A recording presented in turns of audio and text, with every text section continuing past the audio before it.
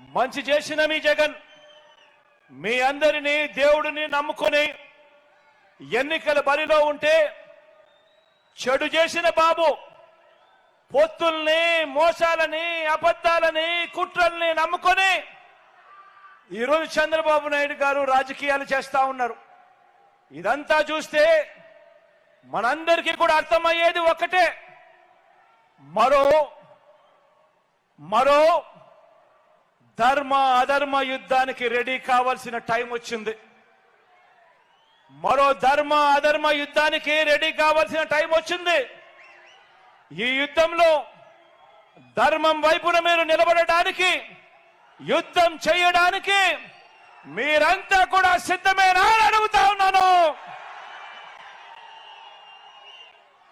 జెండాలు జతకట్టిన వారు, జెండాలు జతకట్టిన వారికి, జనం గుండెల్లో గుడి కట్టిన మనకు మధ్య జరగబోయే ఎన్నికల్లో ఎవరు ఏం చేశారో ఇంటింటికి వెళ్ళి చెప్పడానికి, ఇంటింటికి వెళ్ళి అర్థమయ్యేలా చెప్పడానికి, ఓటు అడిగేందుకు మీరంతా కూడా సిద్ధమేనా అని అడుగుతా ఉన్నాను.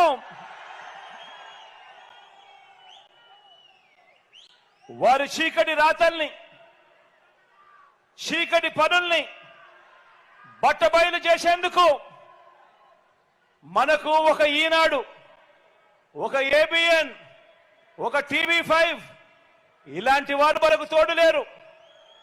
బాబు మాదిరిగా 4 ఎల్లో ఛానళ్లు, 2 పత్రికలు మనం పోషించడం లేదు.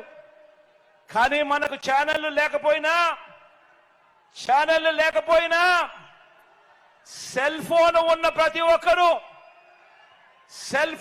ప్రతి ఒక్కరూ మనకు ఒక ఎడిటర్, సెల్ ఫోన్ ఉన్న ప్రతి ఒక్కరూ మనకు ఒక ఛానల్ ఓనర్. వారి చీకటి యుద్ధాన్ని, వారి సోషల్ మీడియా, ఎల్లో మీడియా అసత్యాల యుద్ధాన్ని ఎదుర్కొనే మహాసేనానులు మీరు. ప్రతి ఒక్కరూ వారి అబద్ధాల మీద యుద్ధం ప్రకటించడానికి సిద్ధంగా ఉన్నారా అని అడుగుతా ఉన్నాను. సిద్ధంగా ఉంటే జేబులో నుంచి సెల్ ఫోన్లు బయటకు తీయండి, జేబులో నుంచి సెల్ ఫోన్లు బయటకు తీయండి. ఇందులో లైట్ బటన్ ఆన్ చేయండి,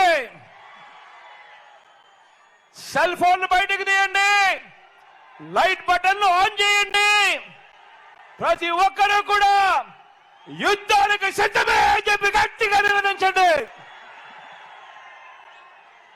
విశ్వసనీయతకు వంచనకు మధ్య జరుగుతా ఉన్న యుద్ధంలో మీరంతా కూడా సిద్ధమేనా అని అడుగుతా ఉన్నాను. పేదవాడి భవిష్యత్తుకు అండగా నిలబడేందుకు మీరంతా సిద్ధమేనా అని అడుగుతా ఉన్నాను. మంచి చేసిన మనందరి ప్రభుత్వానికి తోడుగా నిలబడడానికి 175కు 175 ఎమ్మెల్యేలను, 25కు 25 ఎంపీలను గెలిపించుకునేందుకు, పేదవాడి భవిష్యత్తుకు అండగా ఉండేందుకు, వెలుగుల బాట కొనసాగించేందుకు, ఈ రాష్ట్ర రూపురేఖలను మార్చేందుకు నేను సిద్ధం. మీరు సిద్ధమేనా అడుగుతా ఉన్నాను.